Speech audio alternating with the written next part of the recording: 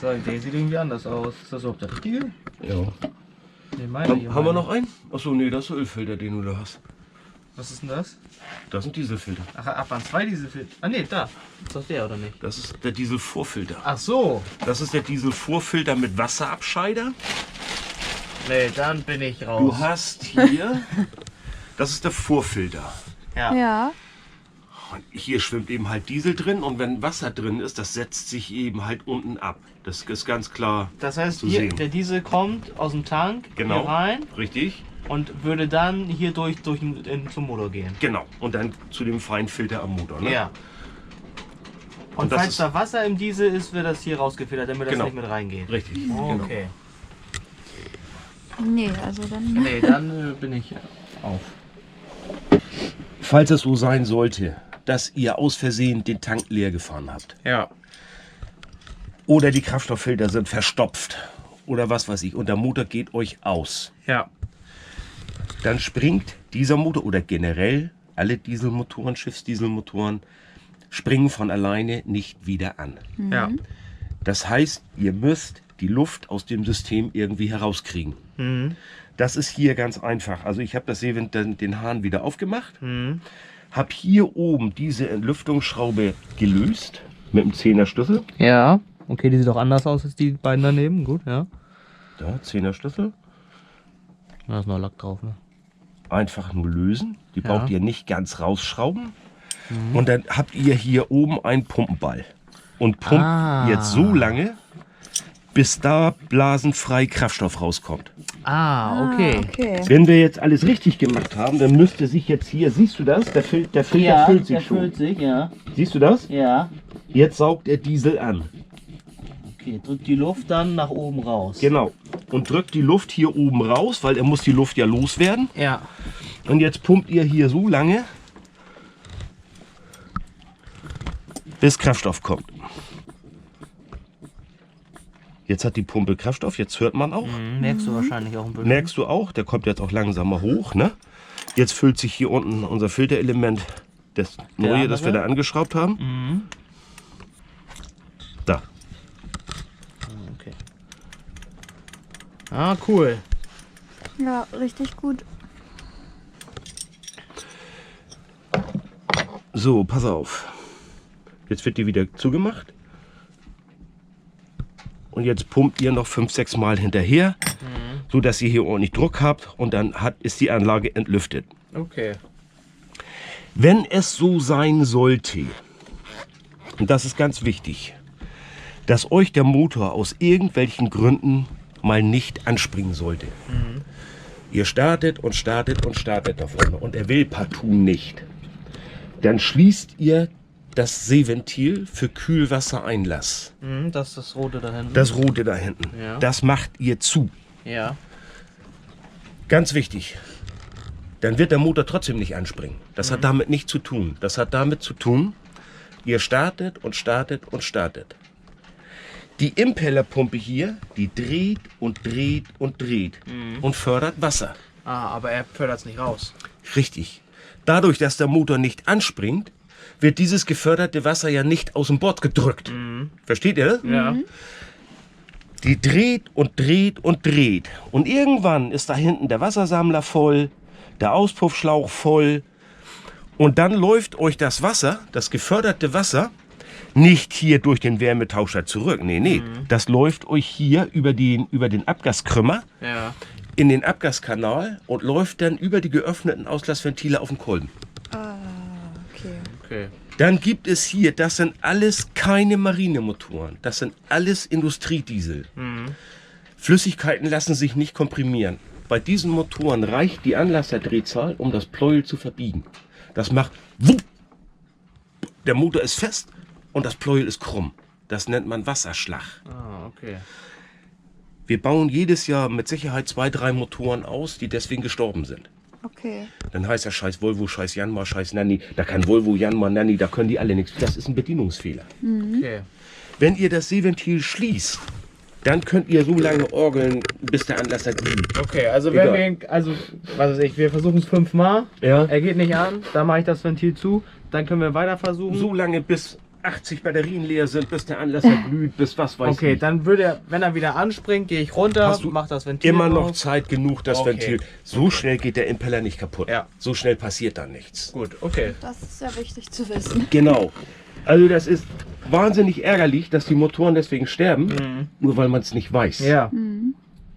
Seeventil schließen, dann kann nichts passieren. Okay, super. Bringen wir an die Menschheit raus. Ja. Vielleicht das ist ein rettet guter das ja ein paar. Ja, bestimmt, wenn jedes Jahr. Ja, ich erzähle den Leuten das tatsächlich immer, weil ich das so ärgerlich finde. Ne? Ja, ist ja auch. Und Ist ist ja ja- auch viel Geld. ja. Wenn für Ja. so einen Fehler, das weißt du ja so nicht. Beim Auto lässt du ja auch so oft starten, wie deine Hoffnung groß ist, ne? Genau. Deswegen hast du auch hier das Teil hier. Das, was Ja, dieses Teil hier oben an der Wand. ja. Das ist ein Vakuumventil. Mhm. Das hat im Grunde genommen die gleiche Bewandtnis. Ihr Motor fahrt durch die Gegend, kommt in den Hafen, legt an, Schiff in der Box fest, Motor aus. Ja. So, und ihr geht nach Haus und kommt in 6 oder 8 Wochen wieder.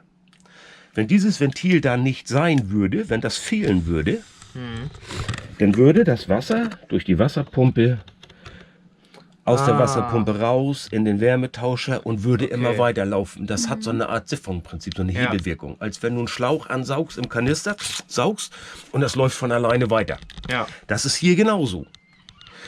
Das Wasser läuft von alleine, obwohl der Motor steht, läuft so lange, bis der Wassersammler voll ist, bis der Auspuffschlauch voll ist und läuft dann über die gleiche geöffneten wie eben, Auslassventile im Motor. Ja. Deswegen ist das hier ein wahnsinnig wichtiges Teil. Okay. Das ist aber schon eins von Vetus.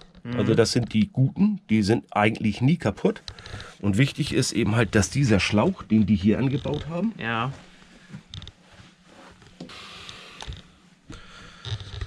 ja gut.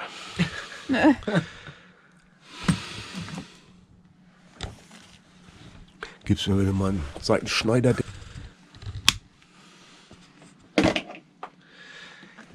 Dass dieser Schlauch, der darf, also es könnte sein, dass das Ventil kaputt ist und es fängt an zu tropfen.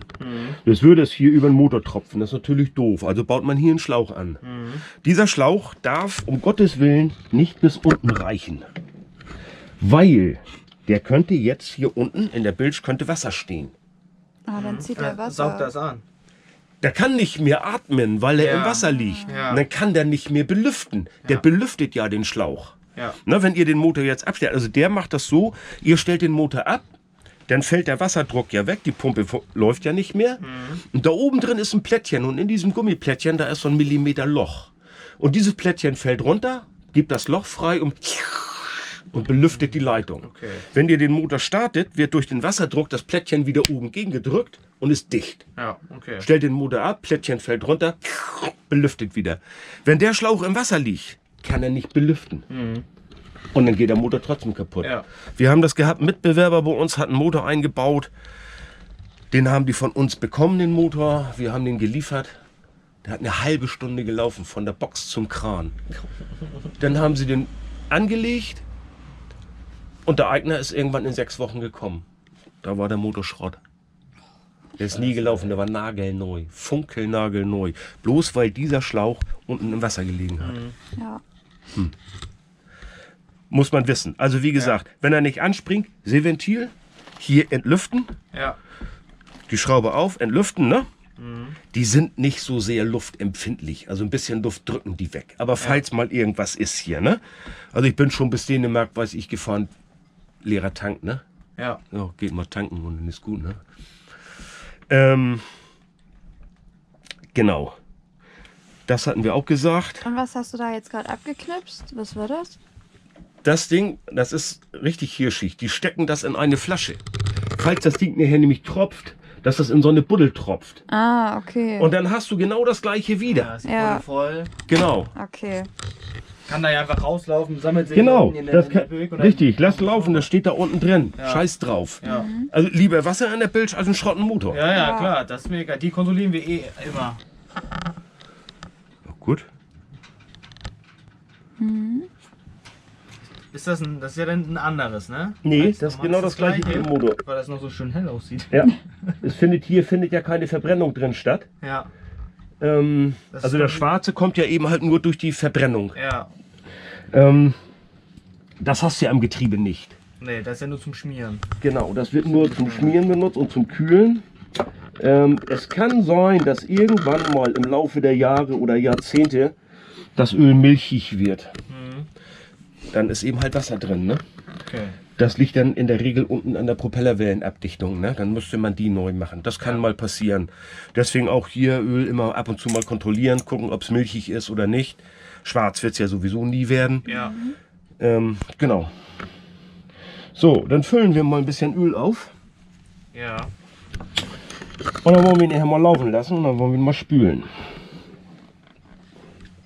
Haben wir eine Toilette auch hier? Ja. Ja. Dann spülen wir die nachher auch nochmal, ne? Da ist auch schon alle Ventile auf und Co. Ja, wir haben alles rausgepumpt, was geht. Alles aufgemacht, was irgendwie geht. Ja, also unseren Wassertank wollen wir auch nochmal desinfizieren. Ja, den müssen wir also, desinfizieren. Das Wasser stand da, glaube ich, schon länger drin. Und Ja. das hat nicht mehr so gut gerochen Ja. irgendwie. Nee, irgendwann riecht das alles nicht mehr gut. Weißt du, was man dann nehmen kann? Es gibt so Tabletten tatsächlich, ne? Ah, Auch von okay. Yachtikon oder von Gotthard oder was weiß ich. Aua. Und noch Ja, es sind zwei.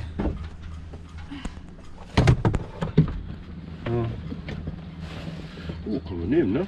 Normales 15 Ach, W40. immer Was ist das denn? weiß ich auch nicht. Was steht drauf? Was steht da drauf? Petroleum. Petroleum. Ah! Der sieht ja wirklich aus wie beim Auto. Ja, genau. Also das ist alles gleich, ne? Da passt nämlich nicht viel rein in den Vogel hier. Den hast du mal ruckzuck überfüllt hier. Wer hat den Motor denn eingebaut, wisst ihr das? Also, ja, irgendwo. Also, wir haben, glaube ich, eine. Wir müssen das nachgucken irgendwo, ne? Hat er das nicht irgendwo aufgeschrieben? Doch. Wir haben doch Bestimmt. alles. Da ist Haben wir er das da. hier im Ordner? Alles dokumentiert. Ne? Ja, Dass er in Frankreich mal eine Batterie gekauft hat und so, das haben wir alles hier. Ist das Werkstatthandbuch? Habt ihr auch? ja. Ja. Zeig mal einmal das Werkstatthandbuch. Biegt doch nicht. Das ist kopiert, ne? Ah, okay, gut.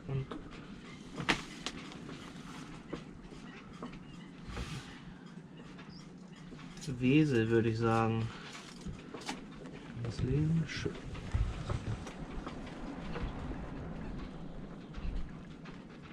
Nö, den krieg ich nicht. Also was das angeht, hier Baujahr 8.5.2006. Seriennummer. Ja, was das angeht, echt sorgsam, ne? Wir haben alles. Ja. Wir haben noch die Originalverkaufsbroschüre vom Boot. Ja, Echt? ja. Die ist da doch. Wenn du den rosa Ordner aufmachst, da oben ist die drauf. Ja, guck hier.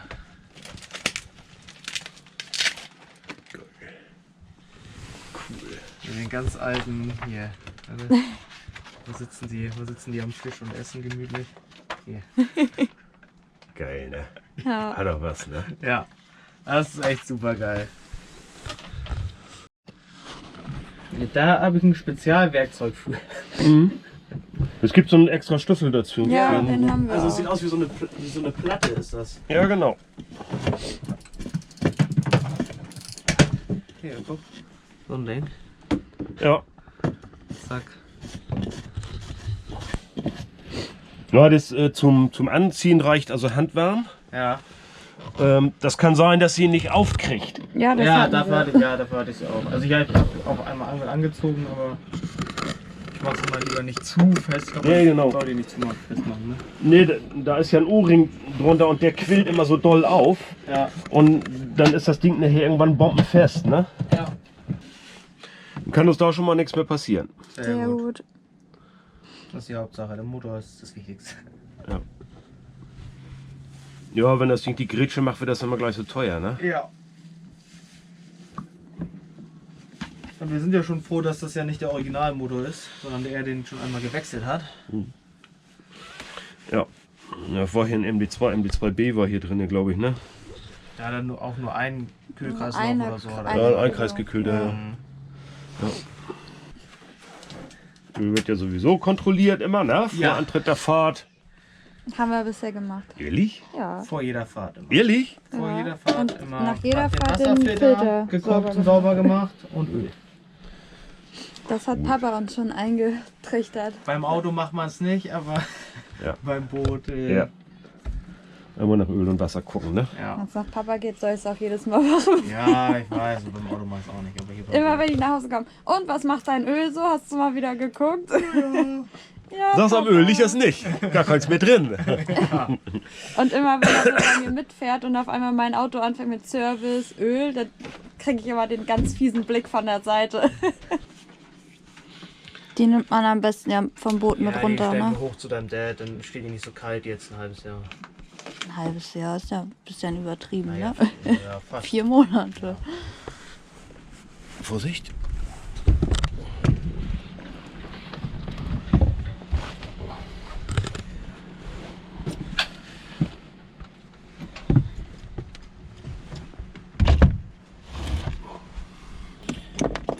Sollte man die Kontakte mal abschleifen so ein bisschen? Nö, alles gut. Es gibt so ein Polset, ne? Ja. Das kann man da tatsächlich nicht irgendwann mal rauf machen. Früher. So, hier seht ihr unsere 3 Batterien. Die sind auch raus natürlich. Die nehmen wir jetzt auch mit, damit die nicht in der Kälte jetzt die Monate stehen. Das ist ja für Batterien immer nicht so gut oder allgemein ja für Akkus, ihr kennt es vom Handy. Genau, ansonsten seht ihr hier überall, die Wasserreste sind raus, Motor ist gespült. Was haben wir jetzt gemacht? Habt ihr alles gesehen, aber wir haben den Öl, also der Ölfilter wurde gewechselt. Die beiden Dieselfilter, also ich wusste auch gar nicht, dass es 2 gibt. Von daher sind die auch raus. Dann wurde der einmal gespült, also Öl einmal neu. Wir haben jetzt Diesel nachgetankt, der ist jetzt fast voll. Wollen wir mal gucken, ob wir nächste Woche nochmal was nachtanken. Dann den Impeller. Ja. Das ist quasi so eine kleine Schraube, die das Seewasser durch den Kühlkreislauf Wird ja auch Punkt. im Video schon so grob erklärt. Genau, habt ihr die Erklärung vom Experten. Habt ihr, also wir haben ja auch super viel gelernt jetzt. Mega cool, wir wissen jetzt, wie man den Motor entlüftet und allgemein, was man so ein bisschen zu beachten hat, gerade was den Motor angeht, das war echt super. Und wie man Motorschaden vorbeugen kann. Genau, wie man einen bekommen kann und wie man das vorbeugen kann. Ja. Das war schon echt cool. Von daher ist das Boot jetzt winterfest. Wir werden planmäßig noch ein bisschen was gucken, ob wir nochmal eine zweite Plane hinten hin machen, aber ist egal. Wir haben jetzt Die fertig. Solarplatte decken wir auch noch ab. Genau, also Als so, Schutz einfach. so Schönheitssachen, ne? Und ja, dann gucken wir reparaturenmäßig, was wir so machen. Wir haben noch den Tipp bekommen, einmal nachzufragen, ob die Sail Drive Manschette, ich dachte, das wäre dieses Ding hier unten, dieser Lappen, aber das ist ja gar nicht, sondern die sieht man quasi von drin. Und das ist die eigentliche Dichtung. Das hier ist quasi nur so ein äußerlicher Schutz. Und da sollen wir mal fragen, wann die das letzte Mal gewechselt wurde, weil die sollte man alle 7 Jahre, oder er sagt so, er hat auch schon welche die rausgeholt, die waren 10 oder 12 Jahre, gut, Ja, alles aber cool.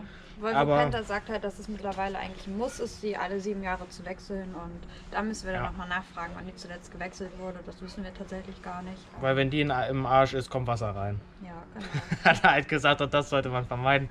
Von daher, man kann das so nicht sehen, sieht von innen gut, also so gut aus, aber er sagt auch, das kannst du halt von innen nicht sehen. Von daher werden wir mal nachfragen, wie alt die ist, und ansonsten wird die notfalls nächstes Jahr noch getauscht. Gucken wir mal. Kriegen wir schon alles hin. Genau, aber ansonsten sind wir positiv gestimmt. Wir haben jetzt den Motor und so, ist alles Chico. Auch im Seewasserkreislauf für Toilette und Spüle und so, das ist alles gut. Hat er auch Frostschutzmittel reingemacht, ein Bio-Frostschutzmittel, was halt nicht giftig ist. Das Ja. fand ich auch ganz cool. Also da sind wir Hat echt jetzt gut etwa dabei. alles so 1,5 Stunden gedauert. Ja, ging Mit fix. zwischendurch ein bisschen Klönen. Ja, genau. Ja. Super, dann sehen wir uns im nächsten Video. Wir wissen diesmal jetzt noch gar nicht, worum es geht. Nee, das ist jetzt spontan. Genau, also jetzt sind quasi unsere Pläne erstmal für dieses Jahr abgeschlossen. Und dann gucken wir, was wir jetzt in den nächsten Wochen machen und was wir nachher nächstes Jahr machen. Vielleicht gibt es noch das ein oder andere Planungsvideo oder auch ein Recap dieses Jahr. Ja, gucken wir mal. Vielleicht stellen wir noch mal ein paar Fragen bei Instagram oder so, falls ihr noch Sachen wissen möchtet oder auch, ja, Was euch so einfällt, was uns so einfällt. Mal schauen. Genau, gucken wir mal. Also, vielen Dank fürs Zuschauen. Lasst gerne ein Like da und auch ein Abo. Über 80% haben ja noch nicht abonniert. Jetzt kann ich auch mal diesen YouTuber-Spruch sagen. Das haben wir ja die letzten Male wieder nicht, weil wir die Outro-Könige sind und das immer vergessen, weil wenn wir ankommen, auch Ruhe brauchen und ein Bierchen trinken. Also Leute, vielen Dank fürs Zuschauen. Wir sehen uns. Habt ein schönes Wochenende.